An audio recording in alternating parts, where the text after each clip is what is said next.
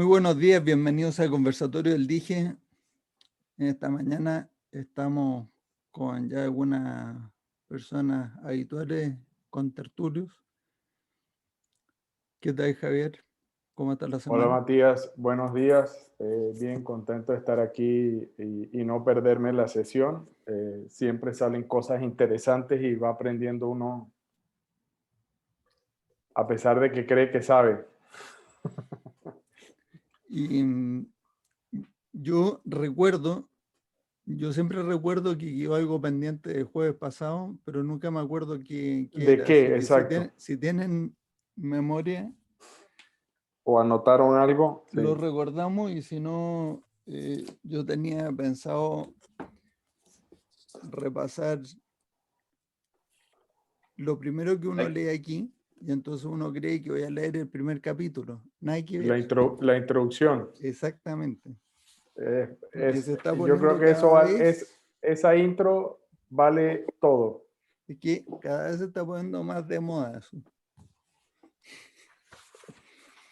Porque además tiene, esa es la introducción a la primera edición, Sí, y esta es la introducción a la edición revisada. exacto. Y la primera edición empezaba así, la introducción.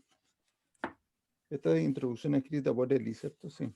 Sí, La meta es acerca de nuevos principios globales de manufactura. Es acerca de personas tratando de entender qué es lo que hace su mundo funcionar de manera que lo puedan mejorar.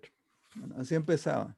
Entonces, a la segunda edición se quedó pensando, parece Eli, dijo, esto de la meta no es acerca de manufactura solo, sino que dejó esa introducción, pero le agregó esta a la segunda edición, o sea, la edición revisada. Dice, la meta es acerca de ciencia y educación. Ya empezamos ya. ya nos metió en un problema el señor. Yo creo que estas dos palabras han sido abusadas al extremo de que su significado original se ha perdido en una niebla de demasiado respeto y misterio. Ciencia para mí y para la vasta mayoría de los científicos respetables no es acerca de los secretos de la naturaleza o incluso acerca de verdades. Ciencia es simplemente el método que usamos para tratar y postular un conjunto mínimo de supuestos que puedan explicar a través de una derivación lógica bastante directa la existencia de muchos fenómenos en la naturaleza. Ese es el primer parrafito. Y el segundo empieza con la ley de conservación de energía, así que da un ejemplo de qué es lo que quiere decir con esto. La ley de conservación de energía de la física no es una verdad. Es solamente un supuesto que es válido para explicar un tremendo, is a tremendous amount, es un montón de fenómenos naturales. Solamente con esta ley de conservación de energía uno puede explicar un montón de fenómenos naturales. Tal supuesto, tal afirmación no puede ser nunca probada, porque no hay manera de examinar un número infinito de fenómenos. Por lo tanto, no se puede probar su aplicación universal. Y eso es válido para todo al final, ¿cierto? Bueno, o sea que yo, viendo lo que pasa a nuestro alrededor con lo de la pandemia y la educación en general, todo, volví a leer esto, y está Matías, mi hijo, en el primer curso del doctorado, estudiando filosofía de la ciencia.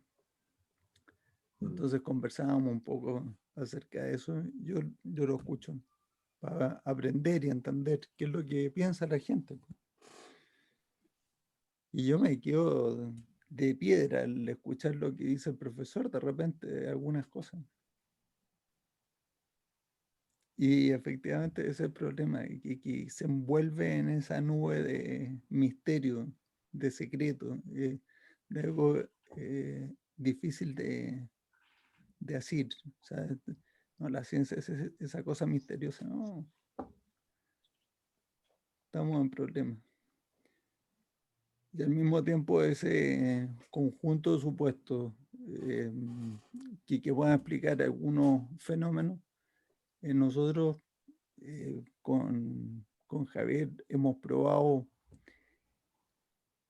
algunos de esos conjuntos de supuestos para explicar fenómenos en empresas, en cadena de suministro, en la Proyecto, distribución, en proyectos, en producción. en estrategia, con oferta de mercado. Y, y yo sé que no es que estemos diciendo verdades cuando estamos explicando, aquí uno fija el amortiguador y después uno repone solamente consumo y después los colores van ajustando el nivel. No es que sean verdades, pues. Hemos hecho unos supuestos y el supuesto es que en realidad, por ejemplo, en la cadena de suministro, cuando estamos reponiendo inventario, esa es la única decisión que puede tomar una cadena de suministro, entre paréntesis. No hay otra decisión que pueda tomar respecto al inventario que reponerlo. La decisión de vender no es una decisión. Es la, la decisión la toman los clientes al comprar, que es distinto. Exacto, y ese es el resultado, que es lo mismo que nos pasa a nosotros probando esos supuestos, así como cuando los ponemos y vamos e implementamos, entonces al final nos miramos la cara y decimos, ¡funcionó! ¡Funcionó! Sí. Queda uno contentísimo con eso. Pero recientemente he estado en contacto con una empresa y vamos a seguir adelante con la implementación, donde el tiempo de tránsito es larguísimo, porque muchísimas de sus productos, yo diría la mayor parte, como el 90%, son de importación y de Europa y de Asia. Entonces, el tiempo de tránsito se compone no solamente del viaje, sino que también hay que sumarle el tiempo de producción, porque ellos ponen el pedido, tienen que esperar a que se lo produzcan y después se lo embarquen y se lo envían. Entonces son 90 días, 120 días, esos son los tránsitos. Es terrible. Y como me empezaron a interrogar acerca de cómo los colores iban a ajustar los amortiguadores, no me quedó otra que traer pensada la respuesta, porque yo ya sabía, pues yo me Para, había hecho esa pregunta, me la había hecho yo a mí mismo. Dije, esto se va a demorar montones en hacer un cambio de amortiguador, un cambio al año, ¿no? O sea, ¿qué cambio van a haber? Y mi respuesta fue la siguiente, miren, si toda esta historia es que el problema de las cadenas de suministro es que las decisiones que tomamos en la reposición conducen a que en el inventario existen errores que se manifiestan en agotados y en quiebres de stock. Si uno tuviera ilimitado capital, ilimitado espacio en bodega e ilimitado tiempo para tener los productos en la bodega, esas son las tres restricciones.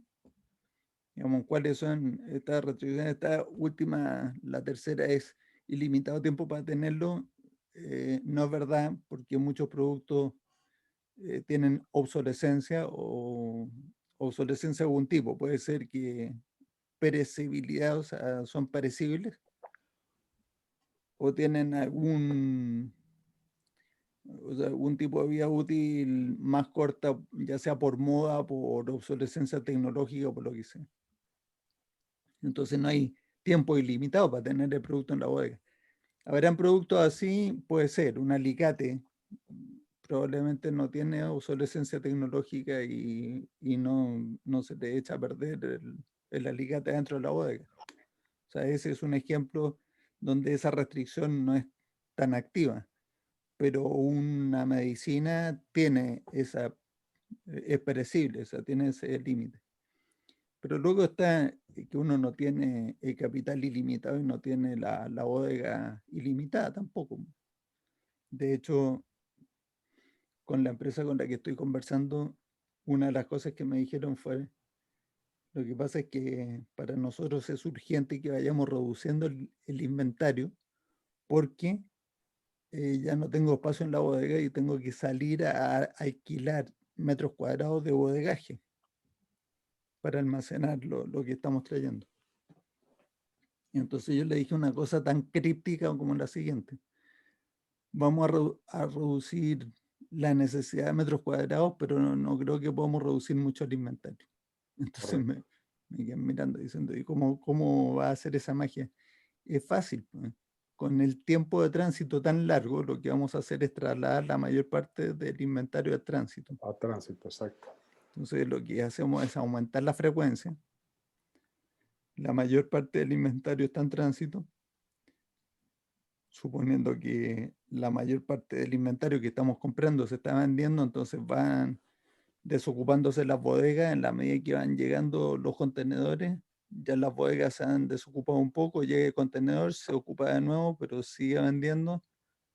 Llega otro contenedor, se ocupa y así, en lotes más pequeños. No son lotes grandes que si uno compra cada 4 meses, cada 6 meses, que es una vez al año. Eso es lo que hacían o hacen hasta la semana pasada. Pero volviendo entonces al tema de los colores, no estaba tratando de desviar la atención para no contestar la pregunta difícil.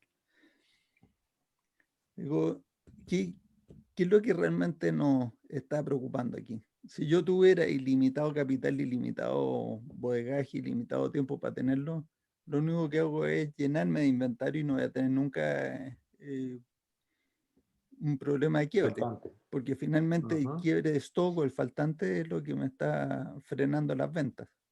Pues yo lo que quiero es comprar inventario para tener disponibilidad. El sobrestock es un subproducto, un efecto colateral. O sea, yo nunca compré inventario para tener inventario. Yo lo que quiero es tener inventario para producir disponibilidad. Entonces, produzcamos la disponibilidad con inventario hasta los techos. Afortunadamente tengo una historia que contar al respecto, un caso de alguien que hizo ese experimento y lo hicieron en Colombia. Y yo vi el experimento ya 8 meses en ejecución y resultó perfectamente bien para el objetivo de producir la disponibilidad. Entonces estaban con 0 faltantes, con inventario hasta el techo, con 0 faltantes. El problema es que eran medicinas. Las medicinas no son perecibles en 6 meses, ni en un año, pero con 4 años, son perecibles en 4 años, y, y ya al año empieza a notarse el efecto de esta política. Pero durante esos primeros 8 meses, el efecto fue que al eliminar el 5% de faltantes que tenían permanentemente antes de empezar con esta política de tener mucho inventario, antes de eso tenían 5% de faltantes y eliminaron eso y a los 8 meses habían observado 40% más de venta permanente. Y como me dijo en esa ocasión el vicepresidente de logística de esa empresa, me dijo, y este 40% más de venta, más que paga el costo adicional en inventario. O sea, lo compensa totalmente. Yo en esa conversación era la primera vez que hablaba con él. Recién me venía conociendo. Yo no le iba a echar un balde de agua con hielo, ¿cierto? O sea, yo dije, ojalá tengamos la oportunidad de poder seguir conversando y poder hacerle ver qué es lo que yo veo hacia el futuro. Pues yo empecé a calcular cuántos millones de dólares iba a tener que reconocer como pérdida por todo el inventario que iba a tener que botar a la basura. Y me mordí la lengua porque le voy a estar ahí criticando el super éxito que había tenido. Su bebé. Claro. Qué niño tan En, feo. en cambio, o sea, sí se lo sugerí indirectamente. Yo no sé si él habrá calculado eso. Yo le dije, oiga, y ahora sus clientes que son las cadenas de farmacias. También pueden aumentar las ventas de esa manera si ellos reducen sus inventarios, o sea, sus quiebres de stock, ¿o no? Dijo, sí, claro que podrían. Y si ellos aumentan las ventas, ustedes aumentan las ventas de nuevo, pues. O sea, sobre el 40% ahora puede aumentar, no sé, más del doble. Si los clientes se reducen sus quiebres de stock. Exacto, si se mantiene la proporción, digamos. Y entonces me dijo él, sí, claro, pero ¿cómo convenzo a las cadenas de que compren demasiado inventario? Nunca nos quisieron comprar mucho inventario. Además, eh, están cortos de efectivo, entonces si yo lo convenzo de que lleven mucho inventario, voy a tener que yo financiar ese inventario. Jamás me lo van a aceptar en esta compañía. Yo pensé para mis adentros en buena hora, menos mal, que no se lo van a aceptar. Pues si no, eso Alguien sería se lo va a meterse, limitar, sí. o sea, seguir cavando en el agujero. Así que yo ahí le dije, oiga, pero ¿y qué pasaría si uno logra en las cadenas de farmacia reducir los faltantes a cero al mismo tiempo que se reduce el inventario que llevan hoy? O sea, no, no solamente, no solamente reducimos los quiebres de stock, sino que además le reducimos los inventarios. Podrían llevar más medicina de ustedes. O sea que el efecto de las ventas es mucho mayor, ¿no? Me dijo, sí, eso es una magia. ¿Cómo se hace? No tenemos en este momento el tiempo para yo explicarle todo, porque ya había pasado la media hora que me había dado, pero cuando nos juntamos de nuevo no nos volvimos a juntar. Eh, Estaba él a cargo también de una planta en Caracas, o cerca de Caracas. Esto fue hace como 12 años, por ahí. Y nada, lo absorbió el día a día, nunca más hablamos. 4 años después me topé con unos ejecutivos de esa empresa y entrando un poquito más en confianza les pregunté cuántos millones de dólares habían tenido que botar a la basura por ahí por el 2010, 2011. Y se pusieron blanco. Y dice, ¿usted cómo sabe todo eso? Esto es secreto. ¿Quién Es le un dijo? secreto, weón. Es secreto sumarial. Esto no es información que todo el mundo sepa. Le conté esta conversación que yo había tenido con su vicepresidente de operaciones, que entre paréntesis seguía ahí a cargo. Y entonces eso me hizo preguntar otra cosa, muy atrevida de mi parte. El vicepresidente es amigo del dueño, ¿cierto? Me dijo, sí, son íntimos amigos.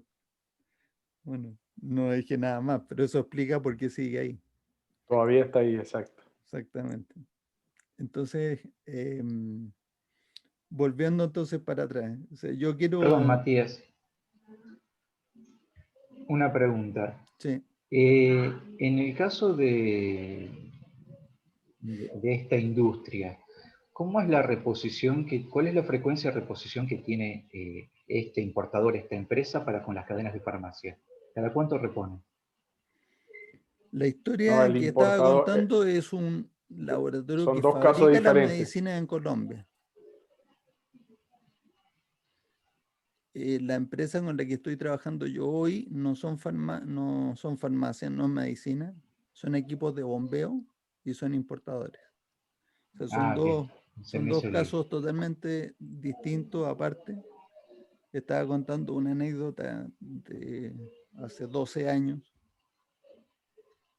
en un laboratorio farmacéutico en Colombia. Y ahora voy a contestarte lo de la importadora de equipos de bombeo. No, perdón, pero en el caso de las medicinas, ese quería ir. ¿Cada cuánto reponen a las farmacias? Y le pregunté, me dijo que eran más o menos 3 semanas, 2 meses, Porque depende no de es la farmacia. necesariamente directo a las farmacias, sino que generalmente hay unas distribuidoras, ¿sí? Que Hay son lo Las que llaman droguerías. las droguerías, mayoristas, exactamente. sí. Y es Claro. muy interesante en el caso de Argentina, perdón Matías que me meta, en Sí, el no, caso de por Argentina favor, hace esto es un unos años atrás, conversatorio. hace varios años atrás estuvimos con Matías y tuvimos unas reuniones con un laboratorio farmacéutico y también con unas distribuidoras. Lo interesante es que las distribuidoras o las droguerías son compañías que son fundadas o formadas por capital de los laboratorios, precisamente para tener el control de la cadena de distribución y poder competir con otras droguerías que antes eran los que tenían el control, digamos, de la cadena de suministro. Entonces la solución fue armar su propia distribuidora y competir en esas 10 de droguería a droguería. Y obviamente asegurar el canal de distribución para sus medicamentos, pero teniendo que complementar, o sea, teniendo que operar ahora un negocio en el cual originalmente no estaban diseñados para hacer.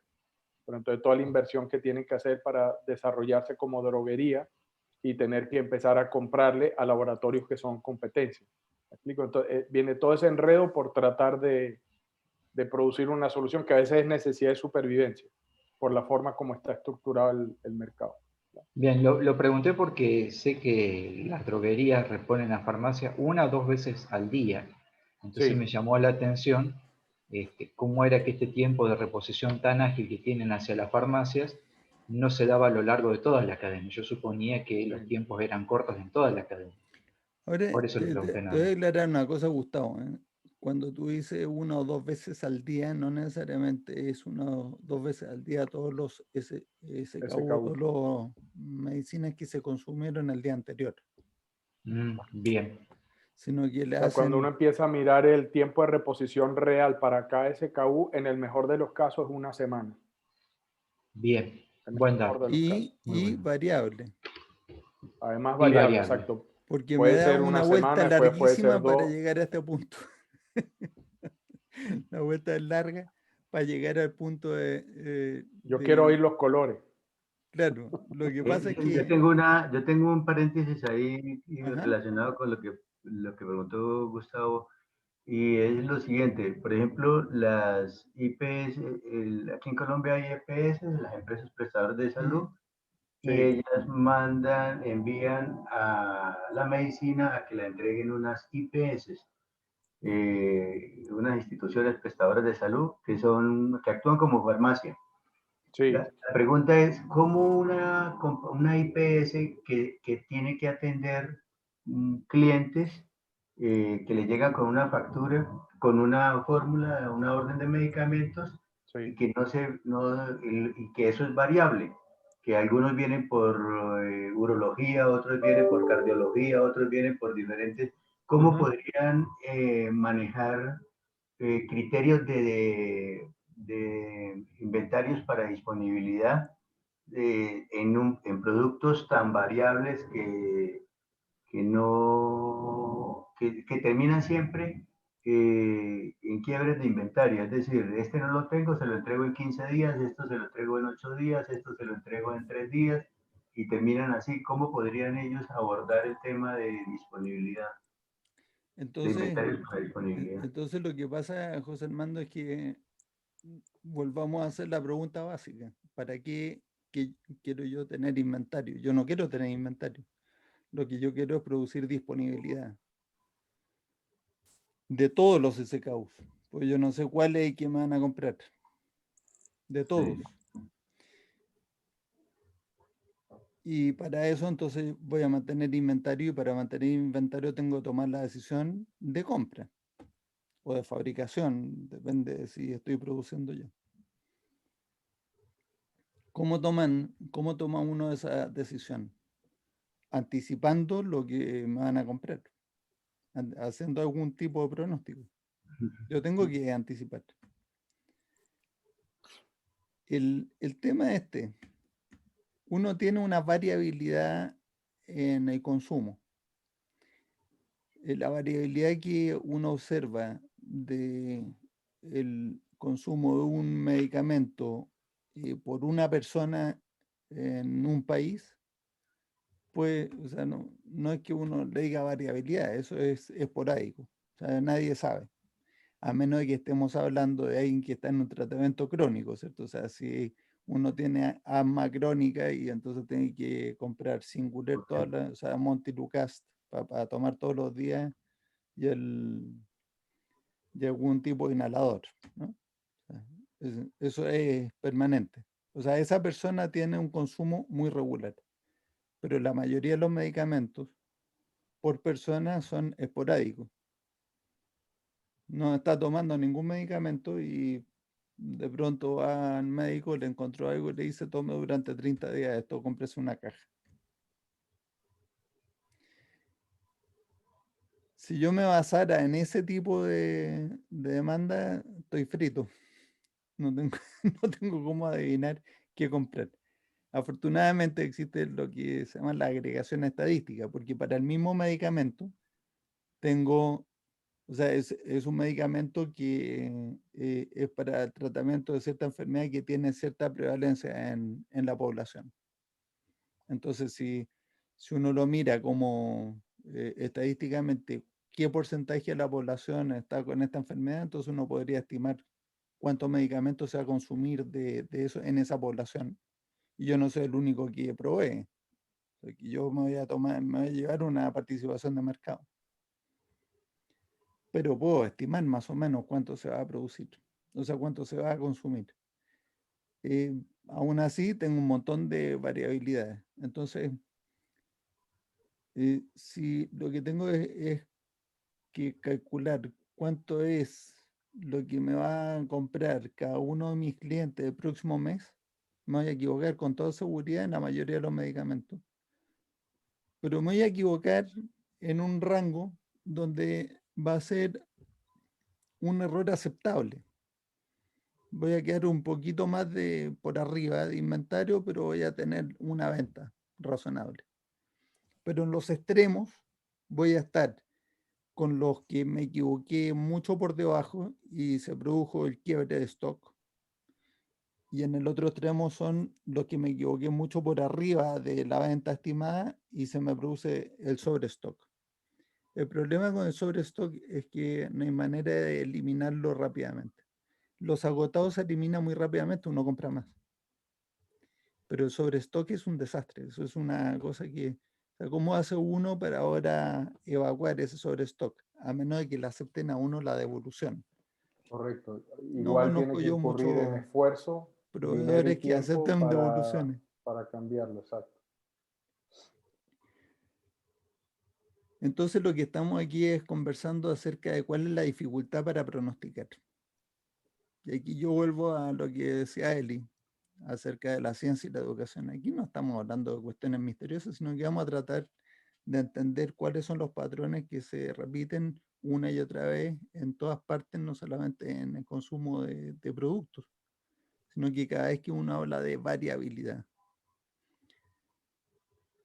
Y ahí, ¿cómo es que se llama? Schroert, no me acuerdo del nombre. Schroert, un Sure. estadístico que empezó con el estudio de las variaciones y después el doctor Edward Deming sobre el Sí, trabajo de Schroert. Fue construyendo ya mucho más conocimiento, o sea, o teoría acerca de cómo manejar la variabilidad y qué es lo que hacer con la variabilidad y cómo entenderla. Entonces hablaba de que la variabilidad había de dos tipos, la variabilidad de causas comunes y la variabilidad de causas especiales. Entonces las causas especiales es esa variabilidad que uno puede atar a una causa, a un evento identificado muy fácil. Por ejemplo, Navidad. O sea, cuando viene la época de Navidad, hay un aumento de las ventas que está atado a la Navidad. O sea, eso está claro.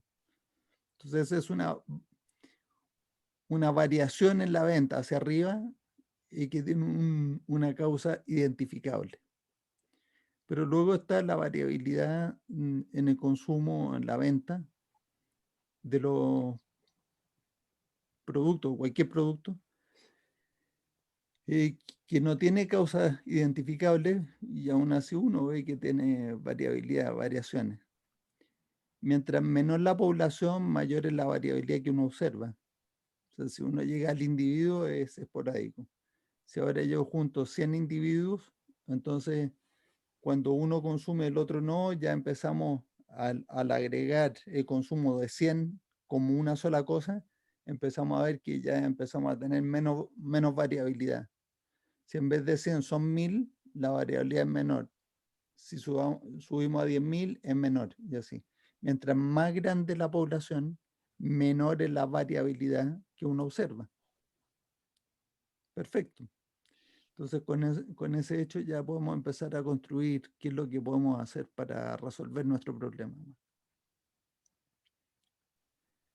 Pero después viene otro tipo de variabilidad, porque yo con esa variabilidad puedo calcular cuánto inventario debería yo tener para satisfacer la demanda del mercado, pero digo, ya, pero espérese un momento. ¿Para el año completo? ¿O solo para un mes, o para una semana, o para cuánto tiempo? O sea, una buena pregunta, ¿cierto? O sea, el inventario no solamente tiene que ver con cuánto consume el mercado, sino que tiene que ver con cuánto tiempo tengo yo que Reaccionar. anticipar, ¿no? Tengo que anticipar la demanda de cuánto tiempo. Correcto. Entonces, si usted me dice, bueno, ese tiempo también es variable, ya ahí me mata. Vamos a ver la variabilidad del consumo y la variabilidad del tiempo. Las dos juntas son dinamita. Y ahí es donde uno ahora viene a entender algo. Dice, oiga, espérese un momento. Si yo trato de pronosticar la demanda una semana, voy a tener un error mucho mayor. El error va a ser mucho mayor que si trato de anticipar la demanda al año completo. O sea, en un país al año se consumen tantas cajas de aspirina, más o menos un porcentaje pequeñísimo. Y uno no se equivoca. Pero trate de hacer la misma predicción para la próxima semana. Ahí el error relativo es muchísimo mayor. O sea, para el año dice uno 360.000 cajas, para hacerlo en números que yo puedo hacer la división fácil. 360.000 cajas para 360 días. O sea, 1000 cajas por día. Entonces, para una semana va a ser 7.000 cajas. Ni a palos. En una semana pueden ser 20.000 cajas. O 40.000 cajas, no tengo idea. O pueden ser cero. No, cero muy difícil, pero 2.000. Ya me entiende que también hay una agregación en el tiempo, no solamente la agregación geográfica con población, sino que en el tiempo también. Entonces, cuando los tiempos de reposición son largos, la variabilidad que voy a observar en ese tiempo es mucho menor que si yo recorto el tiempo. Entonces, el inventario que yo necesito para un tiempo largo es mucho mayor por el tiempo, pero es menor relativamente en términos de porcentaje, porque el tiempo es mayor que si fuera el tiempo más corto. O sea, si necesito 100 unidades para un mes, ahora cuando yo aumento el tiempo a 2 meses, no necesito 100 unidades, necesito menos o sea, no necesito 200 unidades, necesito menos de 200 unidades. Porque en los 2 meses tengo un amortiguamiento de la variabilidad. Y si ahora paso a 3 meses, no necesito 300 unidades, ni mucho menos. A lo mejor con 200 unidades ando. Perfecto. Entonces, cuando alargo el tiempo, el impacto que tiene la variabilidad es mucho menor. Entonces, ¿qué tiene que ver todo esto? Cuenta. No, termina. Ah. Para comentar después que termine. Ok. Entonces, Si yo puedo reducir la variabilidad del tiempo, aún así no puedo reducir el tiempo, pero reduzco la variabilidad del tiempo, entonces voy a poder manejar mucho mejor los inventarios al punto de que el rango de error, de variabilidad que voy a tener metido en la bodega está dentro de lo que en el control estadístico de procesos llaman los límites máximo y mínimo permisibles de variación para que el sistema esté estable. Entonces,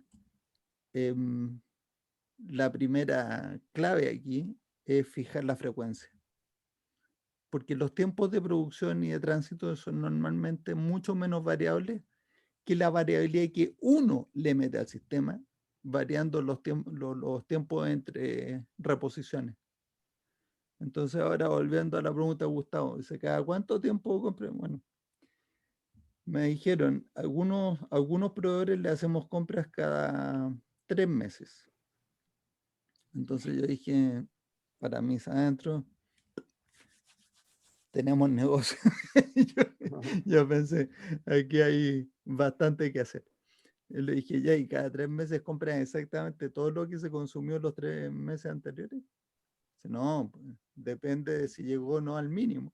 Al mínimo. Entonces, el famoso mínimo máximo, que es una de las técnicas logísticas que le enseñan a uno en la universidad hoy, y me la enseñaron a mí hace unos pocos años cuando yo estudié logística, pero la siguen enseñando. Es precisamente el mínimo máximo consiste en que uno dice, mientras no llegue a cierto mínimo o punto de reorden, yo no voy a volver a pedir. Pero al fijar la cantidad, lo que estoy haciendo es que con la variabilidad de consumo estoy permitiendo que el tiempo entre que se pone una reposición y la siguiente y la siguiente y la siguiente vaya variando dependiendo de cuál sea la velocidad de venta. O sea, si se vende más rápido, compro antes. Si se vende más lento, compro después. Por lo tanto, estoy permitiendo que el inventario que yo estoy comprando esté sujeto a la variabilidad de consumo y a la variabilidad del tiempo que yo mismo estoy permitiendo. Entonces, si yo corto esa variabilidad del tiempo y fijo la frecuencia, ya le quito un elemento de variabilidad al sistema. Y ya entramos entonces ahora a conversar de cuánto es el mínimo tiempo que uno podría tener para la reposición de manera a reducir al mínimo el inventario.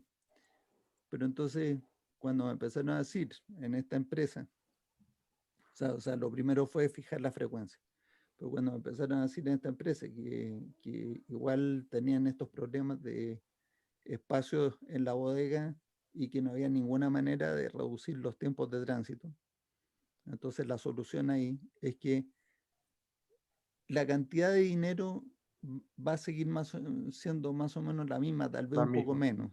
Tal vez menos, porque vamos a cometer menos errores de sobrestock, que hoy día tienen bastante. Pero lo que sí va a cambiar absolutamente es que si yo cambio la frecuencia y la hago con más frecuencia, con menos tiempo entre una reposición y otra, entonces la mayoría del inventario va a estar en tránsito y no en la bodega. Por lo tanto, ya no voy a necesitar ir a alquilar bodegas afuera. Entonces, después de explicar todo esto, me dice, sí, pero ¿y los colores? Bueno, yo te pregunté por los colores. Ok, de acuerdo. Efectivamente, yo expliqué que los inventarios nosotros los anticipamos con lo que en teoría restricción llamamos los amortiguadores. Y entonces los amortiguadores los dividimos en 3 zonas, la zona roja, la amarilla y la verde. Depende, si hay un caso muy particular, entonces las zonas pueden tener distinto Cambiar. tamaño y este es un caso súper particular, donde el tiempo de tránsito es tan largo comparado con la frecuencia de reposición que al uno estar mirando los colores para tomar decisiones, pues dice, si está demasiado en rojo, aumenta el inventario, si está demasiado en verde, redúzcalo. Entonces, si uno pone los colores de un tercio, un tercio, un tercio, el tercio rojo iba a estar permanentemente entrando en rojo hasta que yo tuviera una cantidad de inventario en toda la tubería, incluyendo el tránsito, gigantesca. Pues. Entonces, el rojo lo voy a poner en un tamaño mucho menor, máximo 15% del amortiguador. Aún así, todavía no he explicado qué va a pasar con esto a lo largo del tiempo. Entonces le dije, bueno, como los tiempos totales son largos, igual la variabilidad es baja. Y si empezamos a ver que en el mercado hay una tendencia clara de que aumenta la demanda de algún producto, eso lo podemos perfectamente bien detectar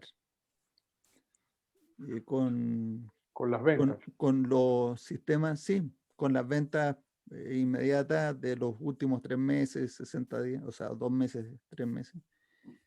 Y nuestro sistema de pronóstico no está tan malo cuando se trata de alta agregación.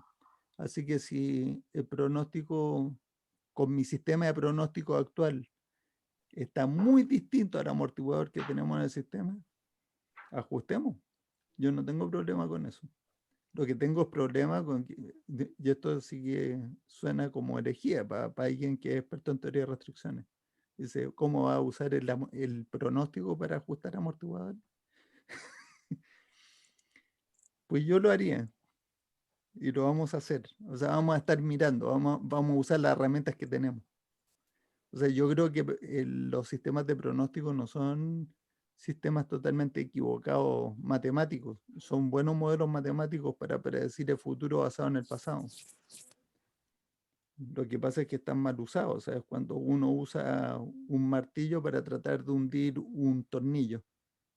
O sea, por más martillazos que le peguen, no va a entrar bien eso. Mejor un destornillador, ¿cierto? Ahora, si uno tiene ciertas condiciones, un predictor, un buen sistema de pronóstico, o sea, un sistema de pronóstico va a ser bueno para estas condiciones donde la variabilidad es menor, precisamente en este caso, por el tiempo que tenemos que considerar. Entonces, mi respuesta fue si vamos a dejar que funcionen los colores, sí, pero eso va a demorar, o sea, va a tener dos, máximo 3 cambios en el año si es que hay algún cambio. Pero usemos el sistema de pronósticos cada tanto tiempo para revisar los amortiguadores, pero no todos los días, porque hoy día están usando cada vez que hacen una compra, usan el famoso pronóstico. No haga tal cosa, sino que repongamos contra los amortiguadores y cada tanto tiempo revisamos los amortiguadores con el sistema de pronóstico. Esa fue mi respuesta. Fue larga la vuelta. Sí. Yo quería hacer un par de comentarios. El primero es que estoy totalmente de acuerdo con la formulación del proceso para manejar el sistema. Y sobre todo en el pronóstico, lo que estamos buscando, y es la interpretación que yo hago, Matías, no estamos buscando una cantidad específica, sino que lo que queremos hacer es que el pronóstico nos obligue a mirar hacia el frente para entender las tendencias, que al final eso es lo mismo que hace el sistema de ajuste dinámico de los amortiguadores, está mirando tendencias, y mucho en el rojo quiere decir que la tendencia es aumentar la demanda y la tendencia en el verde a disminuir la demanda. Y en base a eso se hace la recomendación de subir o bajar el amortiguador. Entonces, ese mismo principio está absolutamente correcto y mantenido en la lógica que está explicando Matías, que como no tenemos consumo regular y el lead time que tenemos hacia atrás es muy largo, entonces lo que usamos es el pronóstico para obtener información acerca de esos dos comportamientos. Y eso nos hace, debido a que tenemos un amortiguador que está en tránsito, que cubre los próximos 3, 4, 5 meses de venta para muchos SKU, pues entonces las correcciones las podemos ir haciendo con una frecuencia menor, pero suficientemente buenas para que el sistema vaya teniendo un vaivén como de ola de océano, más que las que revientan en la playa, ¿ya? O sea, una cosa mucho más, un flujo mucho más continuo. Eso fue lo que pues, yo le entendí a Matías. El otro comentario que quería hacer, basado en la pregunta y la duda que tenía José Armando, es, volviendo a las ISP y las GPS, en Colombia el sistema cómo funciona. O sea, lo que Matías explicó es exactamente correcto. Cuando hablamos de la ley de grandes números y la agregación estadística y todas estas cosas, es correcto, pero sin embargo, fíjate que por qué el modelo de teoría de restricciones de la reposición frecuente para productos que tienen un consumo regular y tiempos de reposición más cortos funciona tan bien, es por lo siguiente, porque hoy en día la mayoría de las cadenas de suministro tienen una cantidad de políticas y elementos que las guían a hacer cosas que son contradictorias. Entonces, por ejemplo, uno dice, listo, agregación estadística me conviene, pero ¿dónde generalmente quiere el fabricante tener todo el inventario? Empujarlo lo más rápido posible hacia el final de la cadena donde la variabilidad es más alta. ¿Por qué hace eso?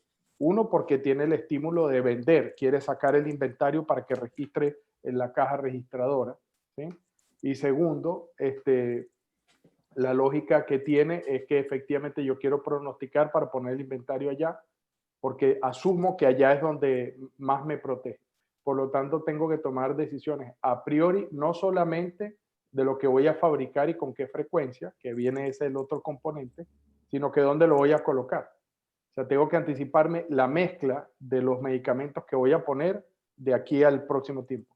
Pero resulta que como el retail tiene limitaciones más grandes de espacio, más grandes de cash, ¿cierto? Porque atiende una población más pequeña, inherentemente está limitado a solamente mantener una cantidad de inventario mínima.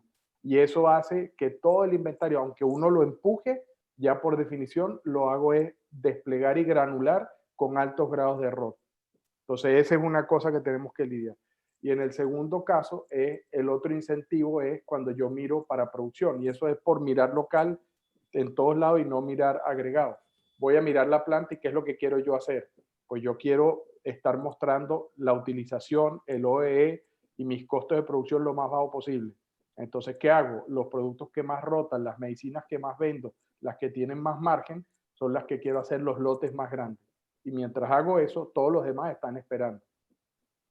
¿Ya? Y entonces por eso es que a veces sucede que de repente viene una crisis, por ejemplo, de influenza y no todos los medicamentos están disponibles. O estoy preparándome para la época de la gripa y estoy fabricando todos esos medicamentos y los demás que necesito, pues a la cola esperar. ¿Me explico? Entonces, cuando empiezas a ver esos elementos, son gaps y brechas de la manera como operamos que hacen que alarguen el tiempo, impidan que aún sabiendo que la estadística me ayuda y con los pronósticos, falle. Aún más de lo que pudiera fallar si fuéramos más ordenados. Ese es el comentario que tenía. Bueno, yo voy a cerrar comentando, o sea, leyendo de nuevo la introducción en la parte que me golpeó a mí esta semana, o en la O última sea, de la vas a semana. explicar el ojo morado que tiene. Exactamente. Dice, lo que he intentado demostrar con este libro es que no se necesita un poder de la mente o cerebro excepcional para construir una nueva ciencia o para expandir una existente. Lo que se necesita es simplemente la valentía de enfrentar las inconsistencias y evitar salir escapando de ellas con la excusa de, bueno, esta es la manera en que siempre se ha hecho. Entonces, esta es la manera en que siempre se ha hecho para un experto en teoría de restricciones. Usted, una vez que pone el sistema, los colores de los amortiguadores, tiene que reponer con frecuencia fija y seguir los colores para cambiar. Y no haga nada más distinto. Es lo que siempre hemos hecho. Entonces yo me encuentro con la inconsistencia y dice, si yo sigo con los colores, de pronto un aumento en la demanda que es evidente, no lo voy a poder capturar rápidamente porque los tiempos de reposición son muy largos, entonces mi sistema de amortiguadores no va a reaccionar a tiempo. Entonces, la contradicción está, sigo con el sistema de teoría de restricciones, mi sistema de reposición robusto que ya funciona para lograr la estabilidad del sistema, o le hago algunos cambios o reacciono para lograr atender mejor al mercado. Entonces aquí la contradicción se sostiene en el supuesto de que los cambios al sistema de los colores me van a desbaratar el sistema. O sea, me lo va a quedar todo un híbrido que no se entiende nada.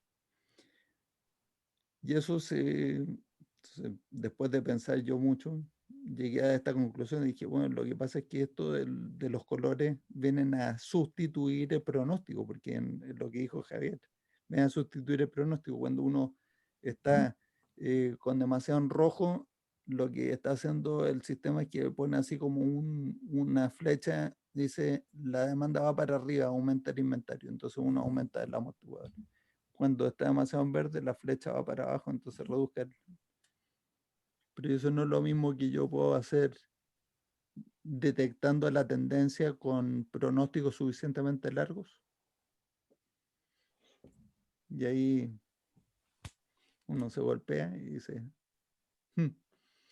o sea que cuando el tiempo es irremediablemente largo, los sistemas de pronóstico, y aquí sí puede entrar inteligencia artificial, Big Data y todas las cosas que uno le quiera meter al sistema para sofisticarlo, a mejorar mucho mejor todo esto sin que eso lo lanza uno hacia atrás al método antiguo que era pronosticar las ventas y cometer todos los errores, y mucho menos volver a los tiempos variables. Y sobre todo, la cantidad de tiempo que le dedican las personas hoy día a tomar la decisión de compra es fantástica. Y entonces, si podemos poner un proceso robusto que nos diga cada vez que toca comprar, esto es lo que hay que comprar, listo, manda a comprar y sigue trabajando en otras cosas, en las cosas que realmente le aportan una diferencia al servicio, a los clientes. Eso es lo que va a hacer crecer la empresa, porque está liberando atención gerencial, que es el recurso más escaso. Javier quería cerrar Sí, con no, ello. es que de repente me saltó otra idea en la cabeza de más o menos como empezaste con el desarrollo de Shubhart y los gráficos de control estadístico de proceso, y al final la venta de KSK1 pudiera decir que es parte del proceso de ventas y simplemente llevando el control estadístico de lo que estoy vendiendo mensual o semanal de KSKU, con los límites de variabilidad usuales cuando veo que la pendiente empieza a subir, ¿cierto? Eso, o sea, si lo tuviera hecho de esa manera, me está alertando cuando KSKU está aumentando o disminuyendo el consumo hacia el frente, digamos, pero bueno, son ideas nomás de cómo manejar el pronóstico, la lógica para mirar la tendencia. Eso estaba pensando. Bueno, ya nos consumimos nuestro tiempo Espacio. de hoy. Espero que Me estas entretuve. historias sirvan para No los pensar un poco aburran. más Sí. y entonces la próxima semana me enseñan dónde me equivoqué, por eso siempre me va a ayudar, y estoy a tiempo, pero todavía no meto mucho la pata con el nuevo cliente. Así que, No, yo creo, a mí me parece que los fundamentos de la estructura de la solución están correctos. Es lo que hay que hacer, creo yo. perfecto. Bueno, Bueno, entonces colorín colorado. nos veremos la próxima semana en el conversatorio, y les deseo una muy buena semana a todos. Muchas Igualmente. Gracias, igualmente. Gracias, hasta la semana que Cuídense viene. mucho. Abrazos. Hasta luego, Gracias. muchachos. Hasta luego.